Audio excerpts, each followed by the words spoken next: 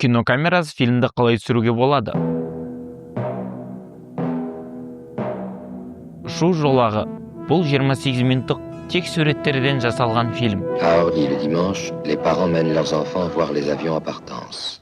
Онда ядролық соғыстан кейін уақыт бойынша саяхат жасау эксперименттеріне қатысатын адам туралы баяндалады. Фильмде диалог жоқ, бүкіл оқиға кадр сыртындағы адамның даусымен әңгімеленеді.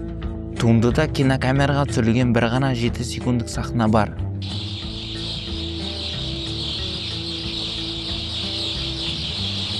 Монтаж ішкі ырғақ пен шиеленісті тудырады. Ал шу мен минималистік әуен фильмнің әлемін ерекше атмосфера мен эмоцияларға толтырады. Радикалды визуалды форма фильмнің танылуына кедергі келтірмеді. Керісінше, көптеген режиссерлерді шабыттандырып, мәдени феноменге айналды. Ал режиссер Крис Маркер болашақта өзінің новаторлық көзқарасын күнсіз деректі фильмде тағы да растайды.